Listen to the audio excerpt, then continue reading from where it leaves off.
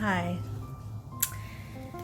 doing Bible study video again, and we left off on James, and we're going to start on James chapter 2 verse 14 through 25.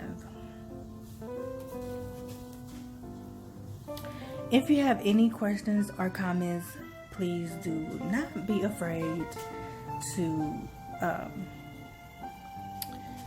have a question. Please not be afraid. So this light made me look like I got a mustache, but I don't. It's just the lighting.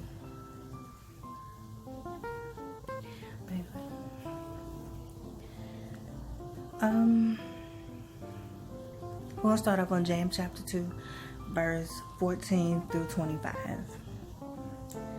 Faith without works is dead.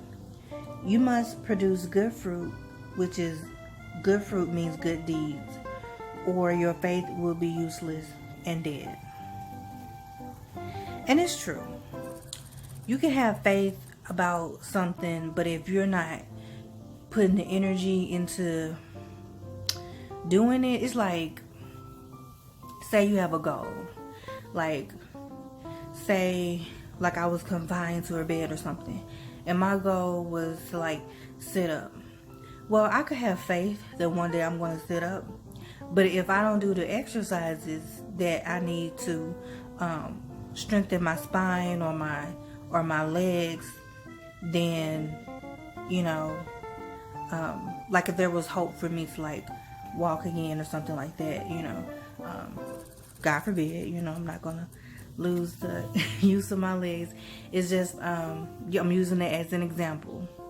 But if I didn't do the exercises or the work to strengthen my spine, my back, my legs, then my faith in one day sitting up would be dead, because I'm not putting the energy. I'm not putting in the work, the mental work, the physical work, the spiritual work. And it takes work. Things down here on earth takes work. This is a learning place for all of us. And so things down here takes work. You can't be lazy, and you can't just think things are going to come to you all the time. Sometimes it does, if you put in enough work, stuff will start, good things will start coming to you. But if you are constantly thinking bad or negative, then negative things would happen, But, so you have to have good faith. A lot of people don't realize when they're thinking negative, they're having negative faith about something. And it comes to pass because they're thinking that it will, or believing that it will. So what you believe, what you think, what you say, it has an effect on your life. So have good faith, faith in God, and faith in your abilities, that you can do all things through Christ who strengthens you, and your works will be alive and not dead. Show your faith by your good deeds. Just believing in one God is not enough, because even demons believe this, and they tremble in terror. So James is saying, you can believe in God all you want to. That's not going to set you apart, because even the demons believe in God, and they tremble in terror at God. So it's so you can believe in God all you want to. If you don't put in the works, if you don't believe, then, if you don't believe in yourself, if you keep believing whatever the demons are telling you, then you're not setting yourself apart. And as Christian people, we need to set ourselves apart from the world, from the people that are influenced by demons. So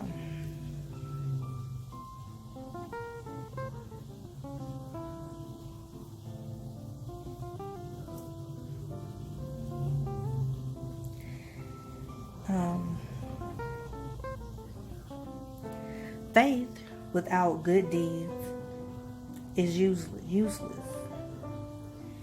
Abraham was shown to be right with God by his actions when he offered his son Isaac on the altar. His actions made his faith complete. Just as scriptures say it happened. Abraham believed God, and God counted him and God counted him righteous. Can't read my own writing. And God counted him righteous because of his faith. This is what James says. Abraham is even called the friend of God. We are shown to be right with God by what we do and not by faith alone. And that's true. It's by what you do, what you choose to do. You're either going to choose to do right or you're going to choose to do wrong. You're going to choose to be good or you're going to choose to be evil. Everything is a choice. Yeah. A little bit about the story of Abraham and Isaac. As you dig a little bit deeper into that, I start to wonder, because God said that he would never, because in the book of Jeremiah, so read my audio, listen to my audio of Jeremiah. In the book of Jeremiah, God says that he will not, they was talking about people sacrificing their children to demons. And God said that it would never even cross his mind to ask you to sacrifice your kids to him. So I'm thinking in the book when it talks about Abraham, and I think maybe because this was written by James, not, this wasn't written by God. So what I'm thinking is, I don't think God told Abraham to sacrifice his son. I think it was a demon. And the reason why I say that is because God said he would never, and the thought never crossed his mind. So that means that God would be a liar, and God cannot lie. That means that God would be a liar if he told Abraham to sacrifice his son to him. God cannot lie. I don't think that God did it. I think it was a demon. And I think it was because demons are the only ones that want children to sacrifice. They want the blood, the life. Because they don't have no life, and children are, innocent,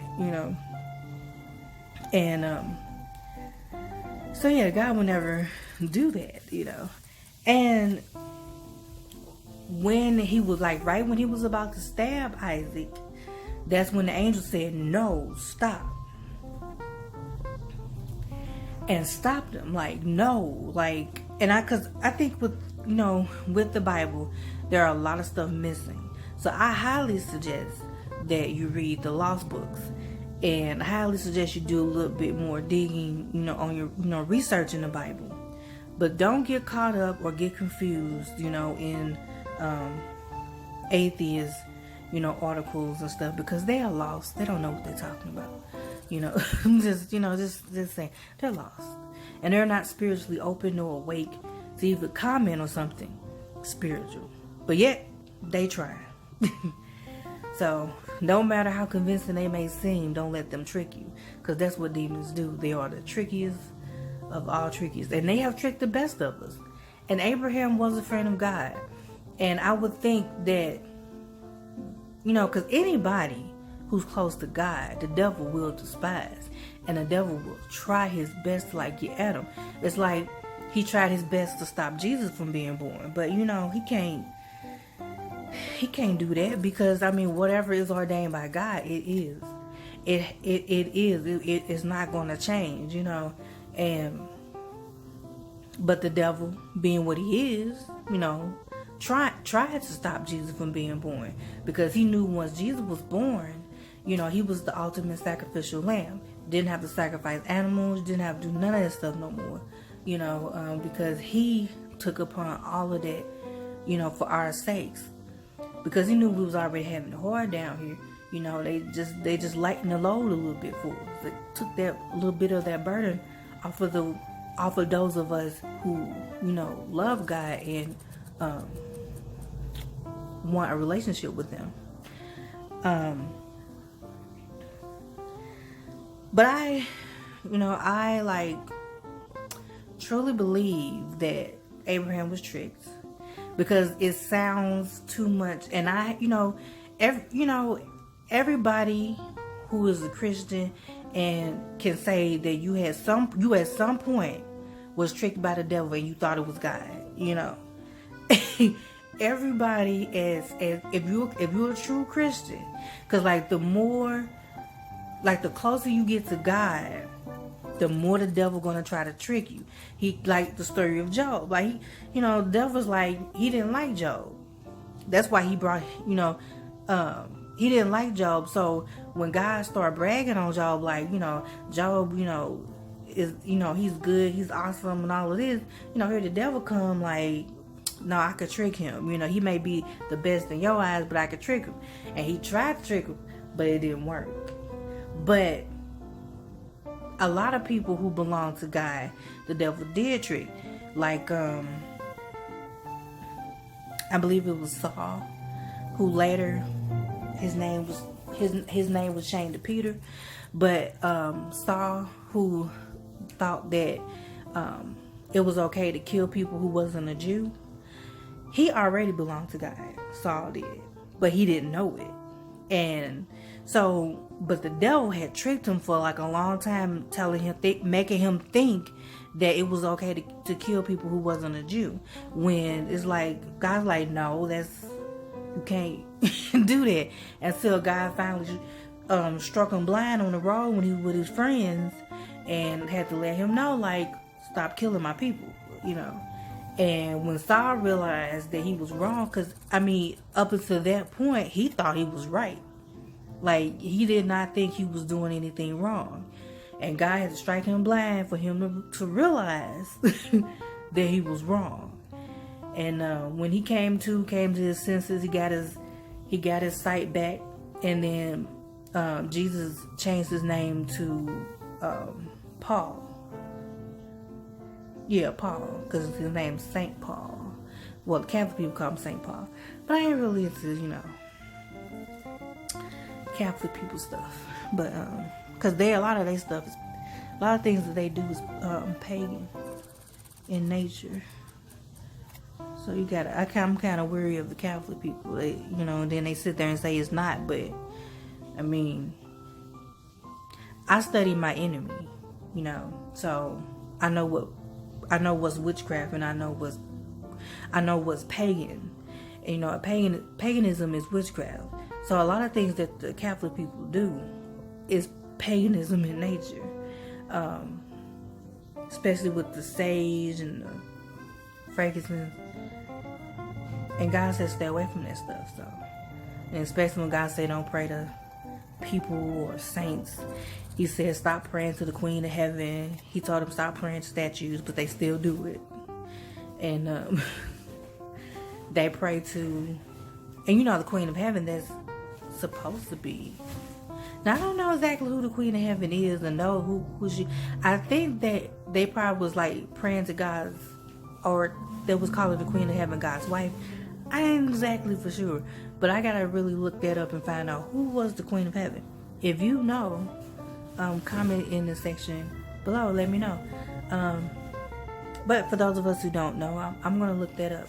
That's gonna add to my list of things I gotta look up, doing deeper research on, because I still gotta do deeper research on John of Patmos and some other things, and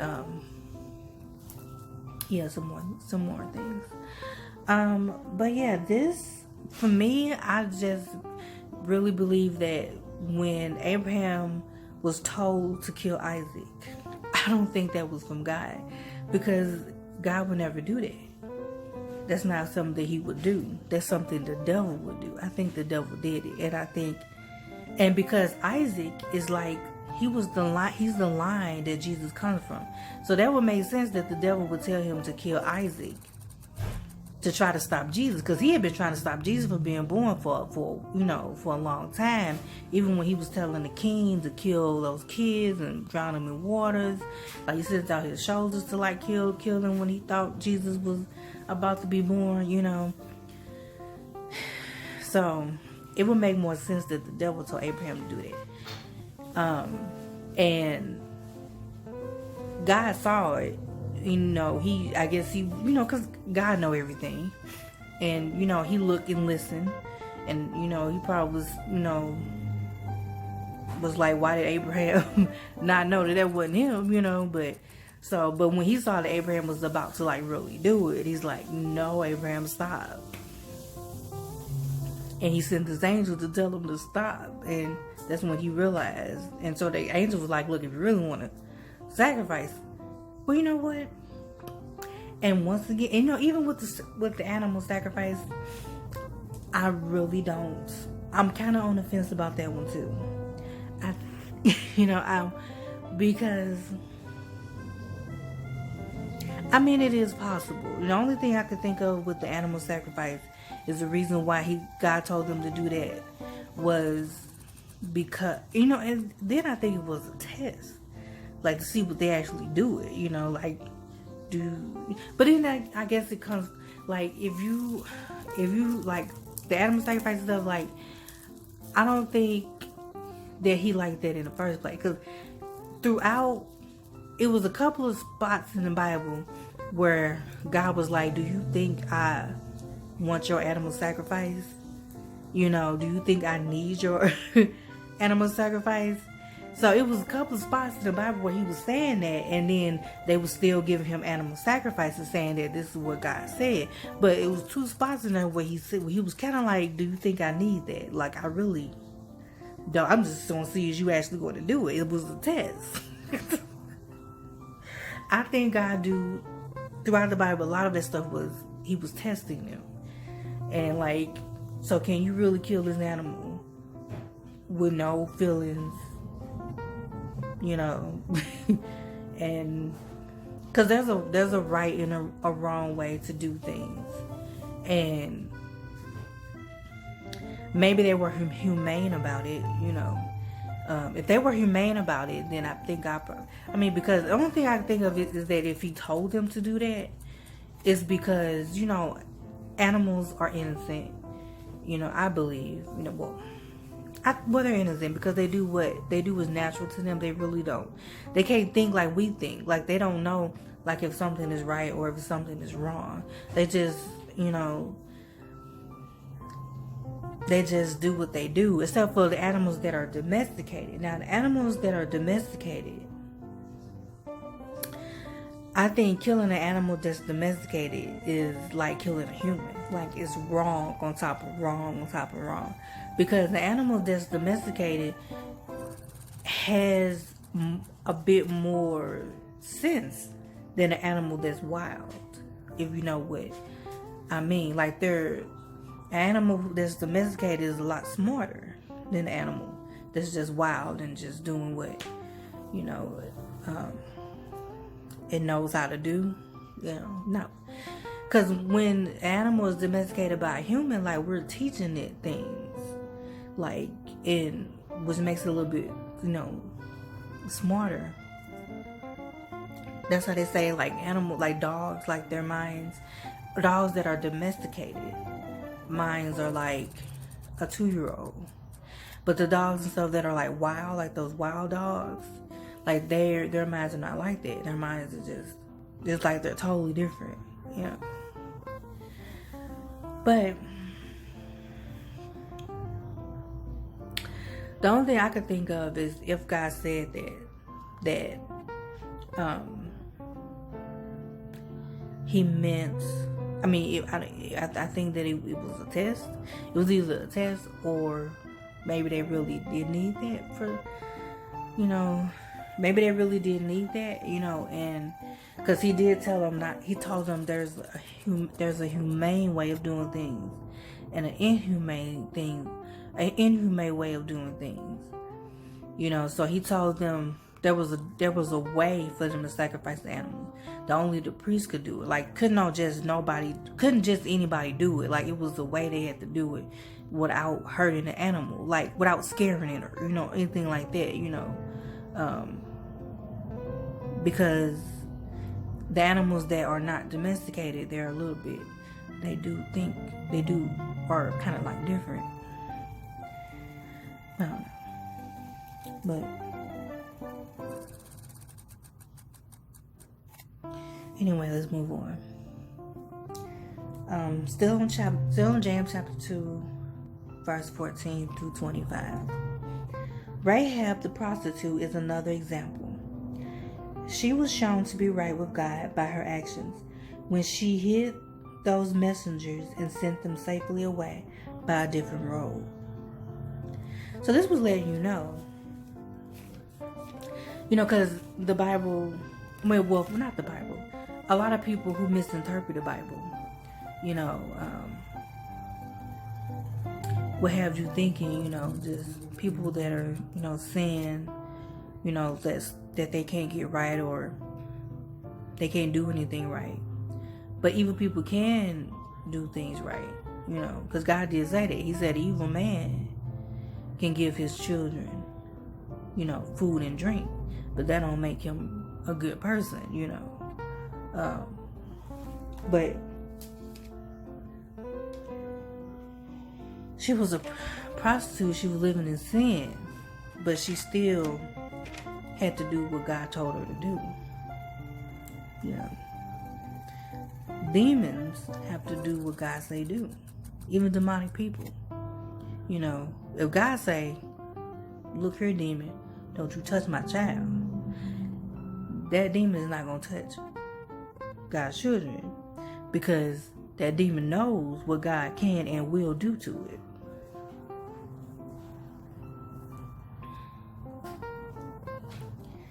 And in the case of Rahab the prostitute, God had to tell her, like, was she right in her spirit? Was she right in her soul? No, she was a prostitute, She was doing something that is considered wicked. And something that God actually despises. He refers to the lost Israelites as prostitutes. But he also says that if they come back to him and obey him and listen to him, he will forget about that sin and, he'll move on in happiness and joy and peace. But Rahab the prostitute is an example that when God has a plan set in motion, can't nothing stop it. Even the demons that try to get in the way, they got to do what God say do at the end of the day, whether they like it or not. And also, it's just as the body is dead without breath, so also is faith dead without good works. So chapter 2 concludes with that. Chapter 3, verse 1 through 18.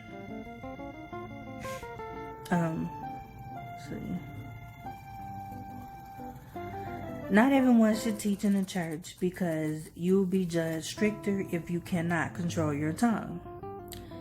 And that's true. It's a lot of people that preach and call themselves deacons and pastors, and they are not even close to living a holy life.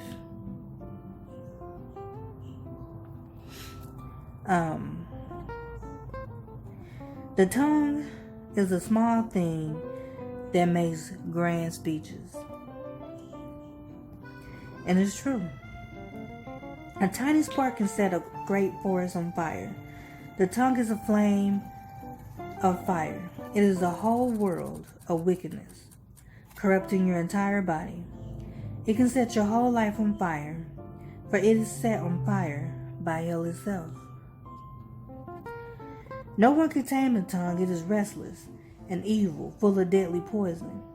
It praises God sometimes and curses those made in its image other times.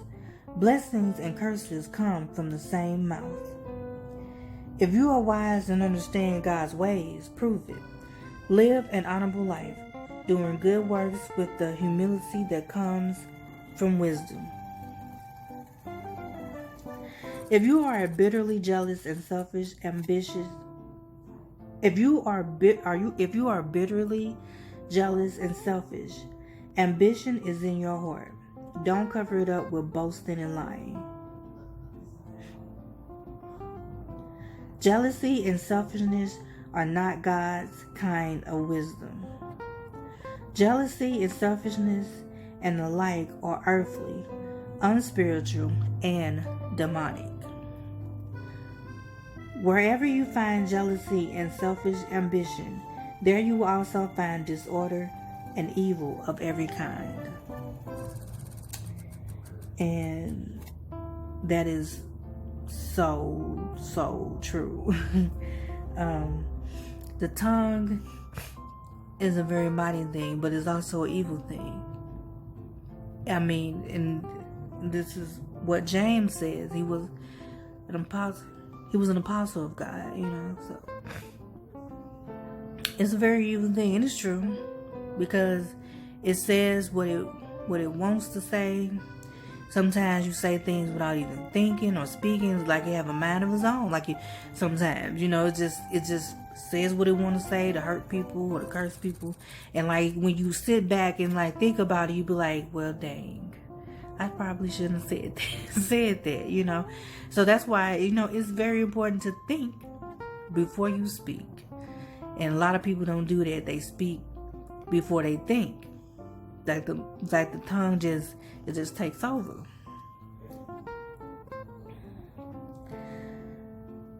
But you can control your tongue. I said tongue. You can control your tongue if you think before you speak. If you practice every day thinking before you speak. If you practice that, it'll become a daily habit.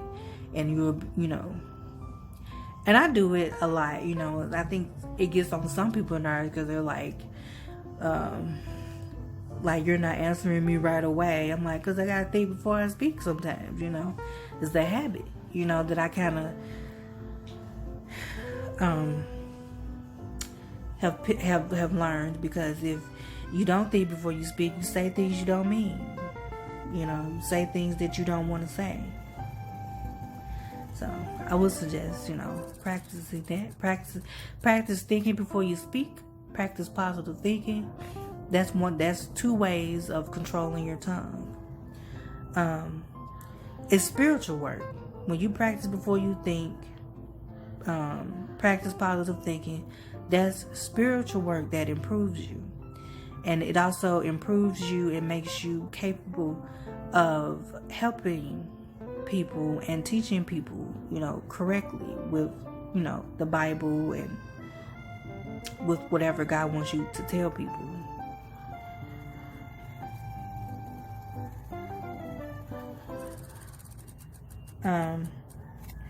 Also, if you're bitterly jealous and selfish, yeah, that's true. Jealousy and selfishness they're demonic. They're not things that are of God, because God is not jealous of anybody. God is not demonic. And God, He's very spiritual, because He is God. But it's true. Wherever you find jealousy and selfish ambition, there you also find disorder and evil of every kind.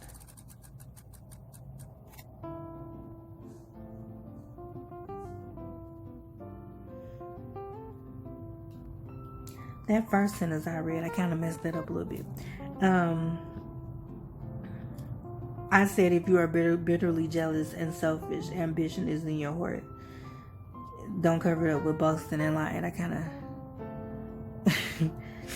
messed that up. I meant to say, if you are bitterly jealous and you have selfish ambition, it's in your heart. It is in your heart. And covering, and don't, as it says, don't cover it up with boasting and lying, because that makes it worse. You know, it's already demonic to be jealous and have selfish ambition, to be bitterly jealous and have selfish ambition. But when you try to cover it up with boasting and lying, that's like you're adding negativity upon negativity, and that makes it worse.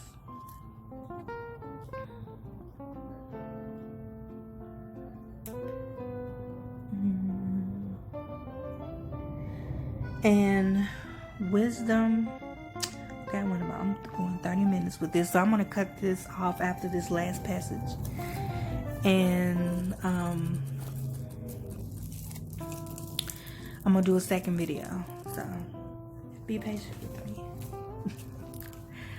me. Wisdom from above is pure, peace-loving, gentle at all times, and willing to yield to others. It is also full of mercy, fruit of good deeds, shows no favoritism, and is always sincere. Those who are peacemakers will plant seeds of peace and reap a harvest of righteousness. And it's true. You know, some people want to say that God has favorites. No, he doesn't. He doesn't actually. You know, you may think that God has favorites because, you know, people may, because like you may see somebody evil with something that you want. And you're like, well, you know, that, for one, God is not going to favor an evil person. That's one. And if the evil person has something that you want, that's, for one, that's come from the devil. That doesn't come from God. And thirdly, God has no favoritism. He doesn't favor anybody. A lot of people condemn themselves by what they think and what they say, because once again, the tongue is something that not even God controls. He can, but he doesn't. You know.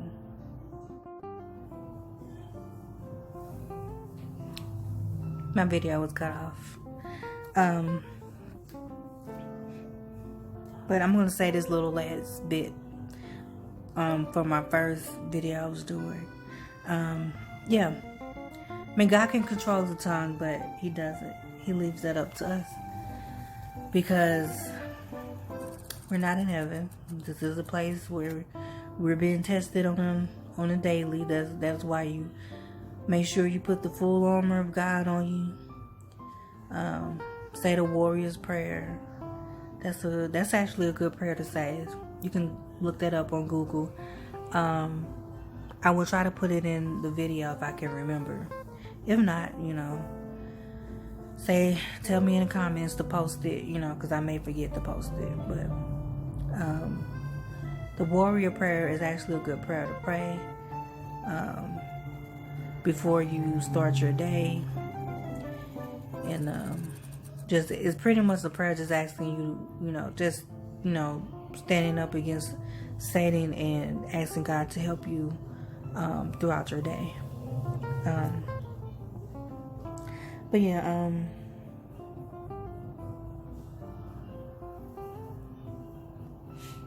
and say blessings are the peacemakers, because peacemakers plant seeds of peace and reap a harvest of righteousness. So, be a peacemaker. Think positive. Speak life. Don't speak death or curses. A lot of people speak negativity and think negative because that's, they've been thinking that way all their lives. Most likely it's something that they was taught unknowingly, because a lot of people teach their kids to think negative, and they don't realize what they're doing, because to them it's natural, because they was taught that by their parents. So a lot of times, somebody gotta break that cycle of negativity. And if it wasn't anybody before you, let it be you. Break that cycle of negativity. Think positive, speak positive. Fight those demons with the word of God. And practice positive thinking. Practice thinking before you speak. And I think if you do that, you'll be all right. Places where people are jealous and selfish, just look at the people that's in control of us, the leaders. God is the furthest thing from their mind. The only thing that they worship, and that's the devil. The only ways that they follow, and that is their follower, the devil. They don't follow God. You know, when they sit there and say, "In God we trust," they're not talking about Yahweh. They're not talking about our God in heaven. They're not talking about Yeshua. They're not talking about the Holy Spirit. They're not talking about, our Heavenly Father. When those people that's in positions of leadership over us, when they say, "In God we trust," they're talking about the devil. They're talking about, because God said that the devil He made the devil a god of this world. So,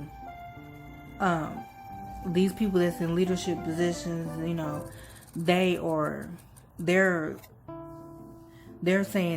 actually saying that they worship, Satan. They're saying it they're doing it. It's in broad open daylight. But people who are not spiritual, don't read the Bible, don't research the Bible correctly, don't read the Bible from a spiritual standpoint, you fall for that. You fall for it. Because demons is what they do. They trick you. They do it right in your face. And if you're not woke, if your eyes are not open, spiritually to those type of people, you kind of fall for it, because for years, when they were saying, "In God we trust," I was thinking maybe they were talking about God, but I was like, then I had to do research and find out, no, they're talking about Satan, because they don't follow God. They don't follow His ways. They don't want to. They why you think pedophilia and child sex trafficking and all this stuff, that ain't going nowhere no time soon, because the people that are in leadership roles to stop it, they're worshiping Satan and taking those kids and raping and killing them and doing all kind of horrible stuff to them. They doing all of that, for their father Satan. But they're fools too, because the devil has to answer to God at the end of the day, and they are being tricked into following the devil, thinking that it's okay to kill and murder people and drink their blood and all that shit, and and then they think that it's okay to do that, and they think that they're gonna be rewarded in the afterlife for doing evil shit to people, putting all that bad energy and negative energy out there. They think, in their minds, they really think they're gonna get rewarded in the afterlife for that. But the devil has no control over judgment or life and death. Only God does. Yahweh, who is in heaven. God controls the devil. I mean, He let the devil run wild, but that's only to test people, to see what people actually fall for, And if you fall for the devil, then you got no place in God's kingdom. Simple as that. So. But we all are tricked. We all are tricked. So, because every Christian at some point has been tricked. So. Nobody special. But I'm going to end this video, and I'm going to do one more short video. That's what I was going to do with it. Alright, see you next video. Peace.